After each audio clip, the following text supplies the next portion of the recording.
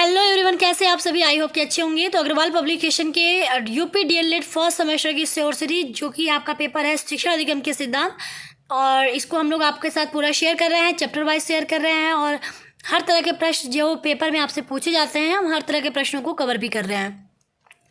उसी क्रम में आगे बढ़ते हुए आज हम चैप्टर नंबर 3 के जो हमारे बचे हुए अति लघुत्तरी प्रश्न हैं उस पर चलेंगे।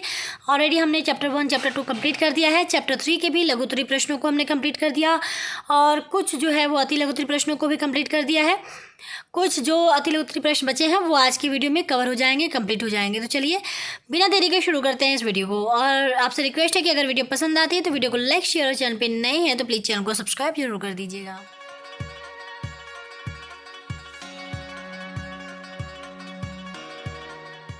हमारा जो चैप्टर नंबर 3 है, पहले वो जान लीजिए कि चैप्टर नंबर 3 का नाम है शिक्षण के सिद्धांत। यानी हमको मेनली इस चैप्टर में शिक्षण के सिद्धांत के बारे में ही पढ़ना है। तो चलिए अब हम सीधे हमारे जो लघुत्तरी प्रश्न बचे हैं उसी से शुरुआत करते हैं। तो 5 क्वेश्चन जो है हमने प्रीवियस वीडियो में देख लिया है। तो आज हम शुरू करेंगे क्वेश्चन नंबर 6 से। तो शिक्षण सिद्धांत का आधार दीजिए, ये प्रश्न है आपका। तो यहाँ पे आप उत्तर डालेंगे शिक्षण सिद्धांत के आधार। तो शिक्षण सिद्धांत के निम्नलिखित आधार माने जा सकते हैं। यानी ये जो शिक्षण सिद्धांत है उसका आधार क्या है, वही हमें बताना है। तो पहला रहेगा कि शिक्षण एक स्वतंत्र अनुशासन है, अतः शिक्षण की पाठ्य वस्तु में शिक्षण सिद्धांतों का होना अत्यंत आवश्यक है। यानी कहा गया है कि शिक्षण क्या है, एक स्वतंत्र अनुशासन है, और जो शिक्षण की पाठ्य वस्तु है, अगर हम उस पाठ्य वस्तु में शिक्षण सिद्धांत का उपयोग करते हैं तो वो काफ़ी जो है सफल शिक्षण उसकी वजह से हो पाता है। इसीलिए जो शिक्षण की पाठ्य वस्तु है उसमें हमें शिक्षण के सिद्धांतों का जो कह सकते हैं कि उसमें जो शिक्षण के सिद्धांत है उनका होना जो है उस पाठ्य वस्तु में बहुत ही आवश्यक है। और शिक्षण के सिद्धांत में आपको भी पता है कि जैसे रुचि का सिद्धांत हो गया, प्रेरणा का सिद्धांत हो गया। तो जब भी शिक्षा की जाती है, अगर हम इन सिद्धांतों का उपयोग करते हैं तो हमारी शिक्षा जो है वो काफ़ी बेहतर हो पाती है। और शिक्षण क्या है, एक स्वतंत्र अनुशासन है। यानी बच्चों को अगर हमें अनुशासन में रखना है, क्लास को अनुशासन में रखना है, तो शिक्षण का काफ़ी प्रभाव पड़ता है। आप देखते होंगे कि अगर शिक्षक जो है अगर वो बहुत बेहतरीन तरीके से पढ़ा रहा है, शिक्षण कर रहा है, तो जो ऑटोमेटिक जो क्लास के जो बच्चे हैं उनका ध्यान उनकी तरफ चला जाता है, तो वो उनकी बातों को ध्यान से सुनते हैं। लेकिन अगर वही क्लास जो है उसी क्लास में जो है एक ऐसा शिक्षक है जो केवल किताबी भाषा को बस पढ़े जा रहे हैं, तो बच्चे जो है उसमें बोर हो जाते हैं, उनका ध्यान नहीं होता है, तो वो आपस में बात करने लगेंगे या कहीं और जो है कुछ सोचने लगेंगे या फिर कुछ और काम करने लगेंगे।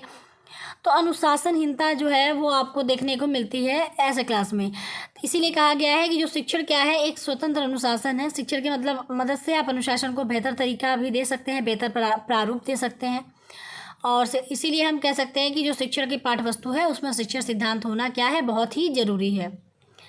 और अगला है शिक्षण कला और विज्ञान दोनों है। शिक्षण को कला एवं विज्ञान की संज्ञा दी जाने लगी है, अतः शिक्षण के अवयव एवं चरों का विश्लेषण किया जाने लगा है, जिससे शिक्षण की प्रकृति का बोध होता है। यानी शिक्षण क्या है, शिक्षण तो देखिए सबसे पहले तो कहीं ना कहीं जो भी अध्यापक पढ़ाता है वो हमें फैक्ट चीज़ें पढ़ाता है, तो हम इसलिए कहते हैं कि शिक्षण क्या है, विज्ञान है। और शिक्षण कला इसलिए कहा जाता है क्योंकि आपने देखा होगा कि पढ़ाने की जो शैली है वो बहुत मैटर करती है। तो पढ़ाना सबके बस की बात नहीं है। कुछ ऐसे अध्यापक होते हैं जो केवल जो चीज़ें लिखी होती है किताबी भाषा उसको पढ़ देते हैं, तो वो एक अच्छा शिक्षक नहीं है। आप कुछ शिक्षक ऐसे भी देखे होंगे जिसको लगता होगा कि ये अध्यापक अगर हमें पहले मिल जाता तो हमारा ये सब्जेक्ट और अच्छा हो जाता, क्योंकि उस अध्यापक की पढ़ाने की शैली ऐसी है।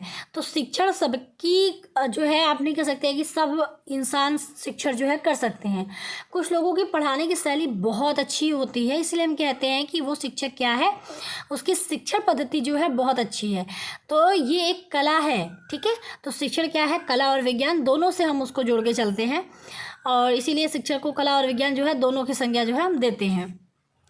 अब अगला है जी रायन ने शिक्षण सिद्धांत की व्याख्या करते हुए बताया है कि इससे शिक्षक व्यवहार में सुधार और परिवर्तन लाया जा सकता है। शिक्षक व्यवहार का वस्तुनिष्ठ रूप से मापन भी किया जा सकता है, और इससे शिक्षक व्यवहार की प्रकृति का बोध किया जा सकता है, जो शिक्षण सिद्धांत के एक पक्ष की व्याख्या करने में सहायक हो सकता है। यानी अब इतनी लाइनें लिखी गई हैं, इसका मतलब क्या है, जो डीजी रायन थे, से किसको करेक्ट कर लीजिएगा, डीजी रायन जो थे, उन्होंने जो शिक्षण सिद्धांत है उसको जो है डिस्क्राइब करते हुए, उसकी व्याख्या करते हुए ये कहा कि शिक्षण सिद्धांत जो है इसकी हेल्प से जो शिक्षक है उसके व्यवहार में सुधार और परिवर्तन लाया जा सकता है। आप खुद ये चीज़ सोचिए कि एक ऐसा शिक्षक है जैसे जिसको कि शिक्षण सिद्धांत का उपयोग करना है, ठीक है। तो उससे क्या होता है कि जब शिक्षक शिक्षण सिद्धांतों का जो है जानता है, उनको उनका उपयोग करता है, जैसे हमने कह दिया कि रुचि का सिद्धांत हो गया, प्रेरणा का सिद्धांत हो गया, ठीक है। तो बच्चे के अंदर किस तरह से हमें रुचि जागृत करनी है, उनको किस तरह से पॉजिटिव फील कराना है ताकि वो और बेहतर तरीके से सीख पाएँ। तो जब अध्यापक इन सिद्धांतों का जो है प्रयोग करता है, उपयोग करता है, तो उसके भी व्यवहार में जो है आप देखेंगे सुधार और परिवर्तन आता है। अध्यापक जो है चीज़ों को समझता है, बच्चों की सही कंडीशन को, मानसिक स्थिति को समझता है, उनके व्यवहार को समझता है। तो खुद के व्यवहार में भी आप देखेंगे अध्यापक के कि सुधार भी आता है और जो है परिवर्तन भी लाया जा सकता है जहाँ पर ज़रूरत हो। तो शिक्षक के व्यवहार की प्रकृति का जो है कहीं ना कहीं हमें पता चल पाता है अगर शिक्षण सिद्धांत का उपयोग किया जाए तो। अगला है क्रोनबेक के अनुसार शिक्षण के सिद्धांत अधिगम सिद्धांतों पर आधारित किए जा सकते हैं। शिक्षण क्रियाएं अधिगम क्रियाओं को सुविधा प्रदान करने के लिए प्रयोग की जाती हैं। जहां शिक्षण क्रियाएं संपादित होने पर ही अधिगम होगा। इस प्रकार शिक्षण अधिगम में घनिष्ठ सहसंबंध है। यानी शिक्षण के सिद्धांत, इन्होंने कहा क्रोनबेक ने कि जो शिक्षण के सिद्धांत हैं वो किसके ऊपर आधारित हैं, अधिगम के सिद्धांत। क्योंकि इसको ऐसे समझिए कि अध्यापक जो भी चीज़ें पढ़ा रहा है, शिक्षण अगर कर रहा है तो वो क्यों कर रहा है, ताकि बच्चे उसे सीख पाएँ। अगर अध्यापक एक बच्चे को सिखा रहा है, मतलब मान लीजिए कि एक या फिर पूरे क्लास को ही सिखा रहा है, अध्यापक कोई चीज़ अगर सिखा रहा है और बच्चे उस चीज़ को सीख ही नहीं पा रहे हैं तो क्या वो शिक्षण सफल शिक्षण कहा जाएगा? नहीं कहा जाएगा।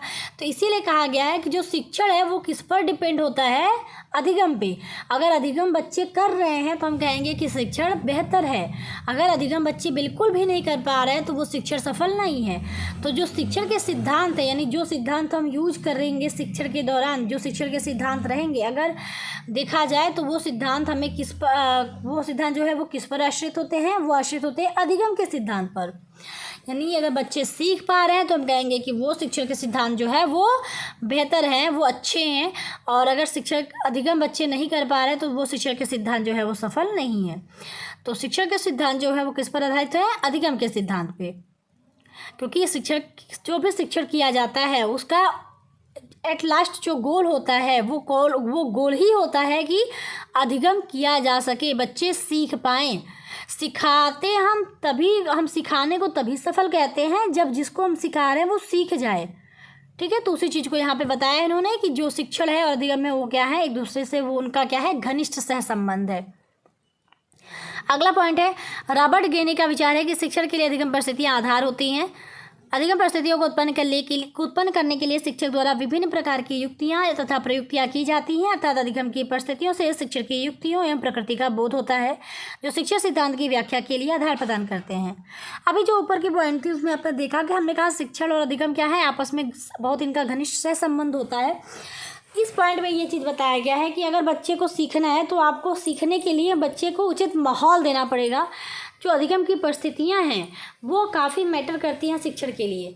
अगर जैसे एक एग्जांपल के तौर पे ये लीजिए कि एक क्लासरूम है जहाँ पर अंधेरा है, कमरे में अंधेरा है, हवा पानी की उचित व्यवस्था नहीं है, प्रकाश की व्यवस्था नहीं है, अध्यापक पढ़ाए जा रहा है, तो क्या बच्चे वहाँ पे पढ़ पाएंगे, सीख पाएंगे? अच्छे से नहीं सीख पाएंगे, क्योंकि वहाँ की कंडीशन जो है क्लास की वो सही नहीं है, प्रॉपर नहीं है। बच्चे डाइवर्ट, उनका माइंड जो है वो डाइवर्ट होता रहेगा, वो परेशान होते रहेंगे।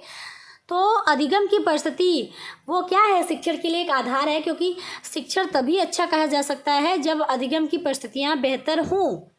क्योंकि अधिगम परिस्थितियाँ बेहतर होंगी, बच्चा सीखेगा तभी अच्छे से, और तभी शिक्षण जो है वो सफल कहा जाएगा। और साथ ही अधिगम परिस्थिति को उत्पन्न करने के लिए जैसे अध्यापक भी बहुत सारी चीज़ें करता है। जैसे अधिगम की परिस्थिति उत्पन्न के लिए, जैसे तो ये मैंने अभी एग्जाम्पल आपको केवल दिया कि अगर क्लास में, तो वो तो भौतिक परिस्थिति हो गई, ठीक है।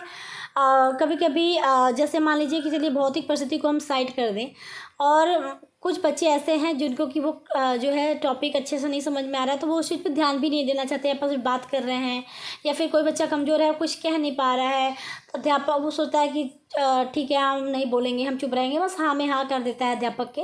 लेकिन अध्यापक अगर बच्चों को समझता होगा तो उसे ये समझ आ जाता है कि किस बच्चे को समझ में आ रहा है, किन बच्चों को नहीं आ रहा है। और इसके लिए अध्यापक चाहे कि जो बच्चा नहीं समझ पा रहा है, या फिर क्लास में अगर सभी बच्चों को नहीं समझ में आ रहा है, तो वो कुछ अधिगम परिस्थितियाँ ऐसे जनरेट करे कि सभी बच्चे जो है उस चीज़ को अच्छे से समझ जाएं। अब इसके लिए अध्यापक, जैसे आपने देखा होगा कि बहुत सारे तरीके यूज करता है, अपनी जो पढ़ाने की विधि है उसको जो है चेंज करता है। अगर व्याख्या विधि से बच्चों को नहीं समझ में आ रहा है तो वो कुछ प्रयोगात्मक तरीके से समझाने की कोशिश करता है, प्रदर्शन विधि का उपयोग करके करता है, सैंपल विधि का प्रयोग करके करता है। ठीक है, इस तरह की बहुत सारी जो है शिक्षण विधियाँ यूज कर सकता है। साथ ही कुछ शिक्षा अधिगम सामग्रियाँ यूज कर सकता है। तो अधिगम की परिस्थितियाँ जो है वो कहीं ना कहीं आधार है शिक्षण के लिए। अगर शिक्षक को चाहिए कि अगर उसका शिक्षण बेहतर हो तो शिक्षक जो है कुछ अधिगम परिस्थितियों को खुद भी उत्पन्न कर सकता है। जैसे कि अभी मैंने कहा कि कुछ अपने तरीक़ों में चेंजेस ला सकता है, शिक्षा अधिगम सामग्रियाँ यूज कर सकता है। तो ये भी एक कहीं ना कहीं इम्पॉर्टेंट पॉइंट है, और शिक्षण के आधार में हम कह सकते हैं कि अधिगम की परिस्थितियाँ भी क्या हैं, शिक्षण के लिए एक आधार है। चलिए, तो यहाँ पर रॉबर्ट गेने की विचारधारा भी आपने समझ ली है। चलिए अब अगले पेज पे चलते हैं, और हम आ चुके हैं अपने अगले पेज पे, और अगले पेज पे हमारा शुरू होता है क्योंकि क्वेश्चन नंबर हमारा 6 कंप्लीट हो चुका है। अब हम क्वेश्चन नंबर 7 की तरफ बढ़ चुके हैं। तो शिक्षण सिद्धांत की आवश्यकता समझाइए। अब हमें ये बताना है कि जो शिक्षण के सिद्धांत है वो क्यों जरूरी है, उनकी क्या आवश्यकता है, क्या नीड है। तो उत्तर में हेडिंग डालिएगा शिक्षण सिद्धांतों की आवश्यकता। तो शिक्षण सिद्धांतों की आवश्यकता का वर्णन इस प्रकार किया जा सकता है। क्या क्या है, किस तरह से हम समझ सकते हैं उसकी आवश्यकताओं को, शिक्षण सिद्धांत की आवश्यकताओं को। तो पहला पॉइंट है, अधिगम के लिए समुचित परिस्थितियाँ उत्पन्न करने के लिए शिक्षण सिद्धांत अत्यंत आवश्यक है। क्योंकि अध्यापक अगर शिक्षण सिद्धांतों को फॉलो करेगा, वो अगर शिक्षण सिद्धांतों का यूज करेगा, तो उसे ये समझ में आएगा कि हमें किस तरीके से जो है बच्चों को पढ़ाना है, किस तरह से अधिगम की परिस्थितियाँ उत्पन्न करनी है। तो शिक्षण सिद्धांत जो है वो काफ़ी आवश्यक है अधिगम के लिए, जो है उचित परिस्थितियाँ उत्पन्न करने के लिए। अगला है, शिक्षण सिद्धांतों के द्वारा शिक्षण प्रक्रिया में युक्त आश्रित एवं स्वतंत्र चरों की जानकारी, शिक्षक के ज्ञान, पूर्वकथन तथा नियंत्रण में वृद्धि होती है। यानी जैसे शिक्षण सिद्धांतों का अगर अध्यापक प्रयोग कर रहा है तो जो शिक्षक के ज्ञान, पूर्व कथन, नियंत्रण में कहीं ना कहीं वृद्धि होती है। क्योंकि शिक्षक अगर शिक्षण सिद्धांतों का उपयोग करता है तो जैसे वो जान पाता है, बच्चों की मानसिक स्थिति को समझ पाता है, क्लास के माहौल को समझ पाता है, कौन से बच्चे को किस विषय में इंटरेस्ट है, नहीं है, ये सारी चीज़ें समझ पाता है। तो ये भी एक पॉइंट हम कह सकते हैं। अगला है, शिक्षण सिद्धांतों द्वारा शिक्षक के ज्ञान, पूर्व कथन तथा नियंत्रण में वृद्धि होती है। तो वही चीज़ अभी है ऊपर, वही चीज़ को यहाँ पे रिपीट भी किया गया है, तो इसको भी आप वही चीज़ मान के चलिए। अब जैसा शिक्षा का सिद्धांत अगर अध्यापक फॉलो करता है तो उस अध्यापक का ज्ञान क्या है, उसकी पहले कौन सी चीज़ें उसके द्वारा कही गई हैं, पूर्व कथन क्या होगा उसका, और शिक्षक के नियंत्रण में वृद्धि होगी। शिक्षक क्योंकि नियंत्रित कर पाएगा खुद को अगर वो शिक्षण सिद्धांतों का उपयोग करेगा, क्योंकि इससे वो बच्चे के बारे में बहुत अच्छे तरीके से समझ पाएगा, किन तरीके से अधिगम कराया जाए, ये सारी चीज़ें वो समझ पाता है। तो ये भी काफ़ी हम कह सकते हैं कि इसलिए भी काफ़ी ज़रूरी है शिक्षण के सिद्धांत। अगला है, शिक्षण सिद्धांत शिक्षण के नियोजन, व्यवस्था तथा मूल्यांकन आदि के लिए वैज्ञानिक आधार प्रस्तुत करते हैं। अब जो शिक्षण के सिद्धांत हैं, आप ये देखिए कि अगर हम उनका उपयोग करें तो शिक्षण को किस तरह से नियोजित किया जाए, प्लानिंग कैसे की जाए शिक्षण के लिए, उसकी व्यवस्था कैसे की जाए, मूल्यांकन हम कैसे करें। तो ये सभी जो चीज़ें हैं उसके लिए आधार कौन प्रस्तुत करता है, शिक्षण के सिद्धांत। अब अगला यहाँ पे है, शिक्षण सिद्धांत वर्तमान ज्ञान को संगठित करते हैं। तो वर्तमान ज्ञान को, क्योंकि शिक्षण के सिद्धांत में क्या है कि आप हमेशा प्रेजेंट की बात करते हैं। आप अगर शिक्षण कर रहे हैं तो आपको वर्तमान में चल रही चीज़ों के बारे में पता होना चाहिए, बदलाव के बारे में हमेशा जो है पता करते रहना चाहिए। तो शिक्षण सिद्धांत जो है वो हमें वर्तमान ज्ञान को भी संगठित करते हैं, यानी प्रेजेंट में जो चीज़ें चल रही हैं उसको भी इकट्ठा करते हुए हम चलते हैं, आगे बढ़ते हैं, ताकि बच्चे को हम कोई भी मिसगाइड ना कर पाए, बच्चे को हम कोई गलत इन्फॉर्मेशन ना दे पाएँ।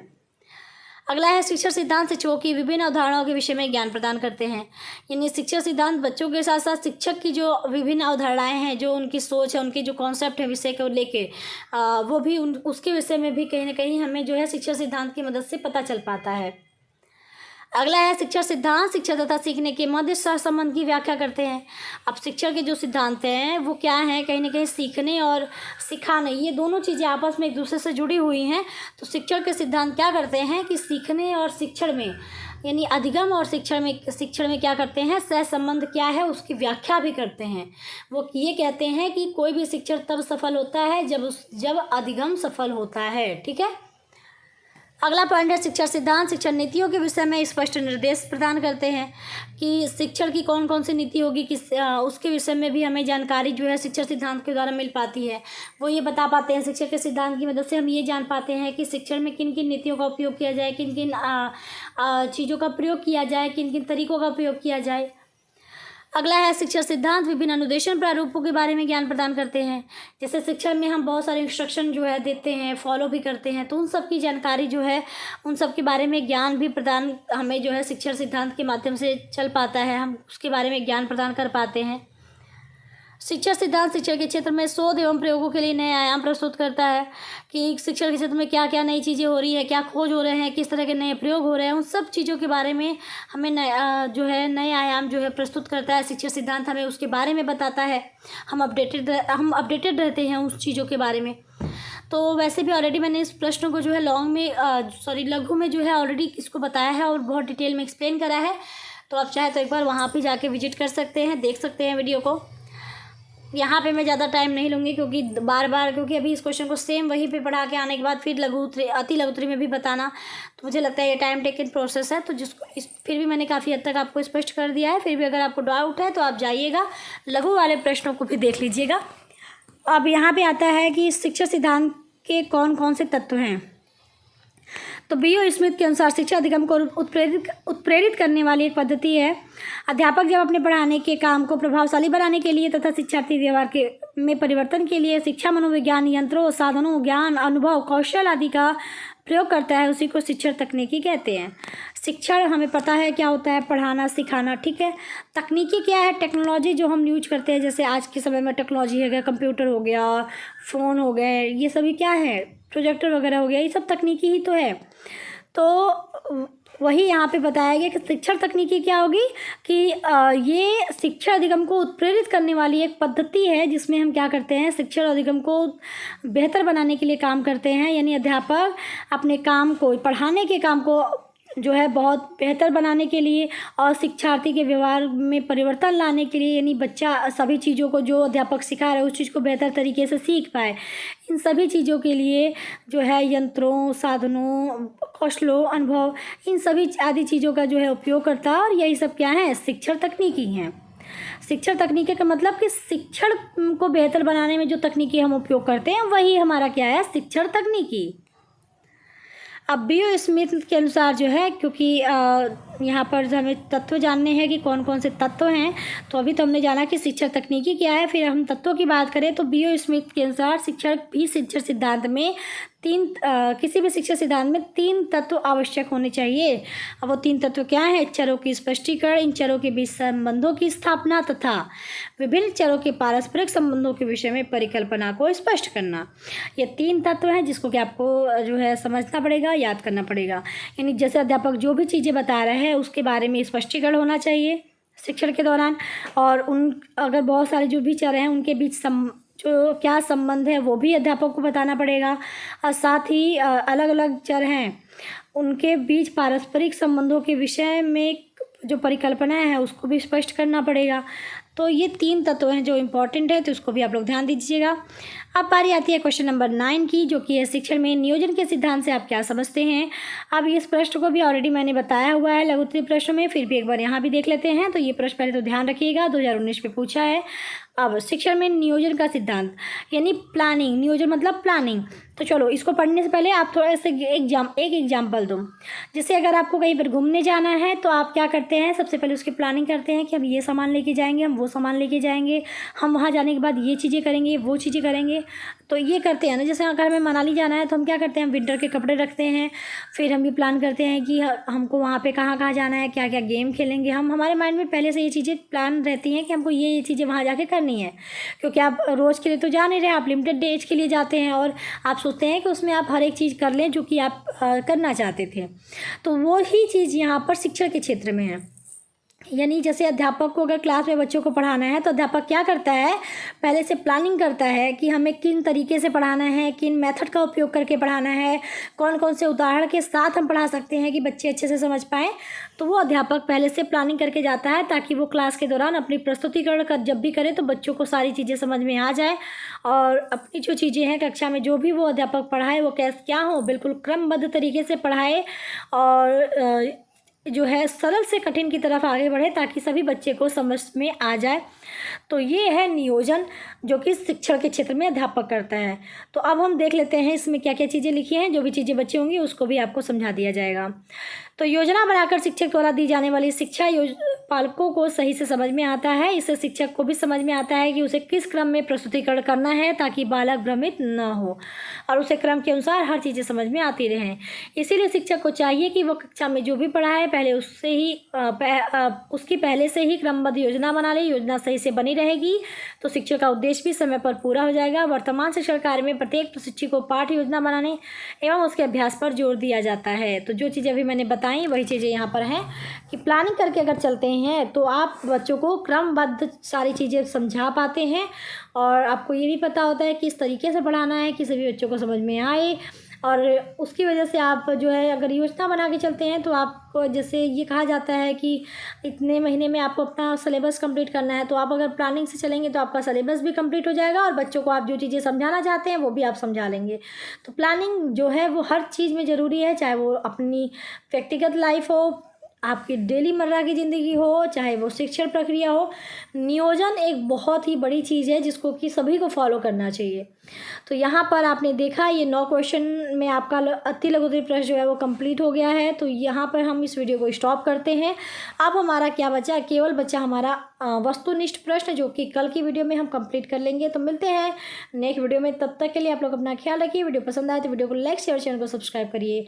अभी के लिए टेक केयर, बाय बाय, जय हिंद।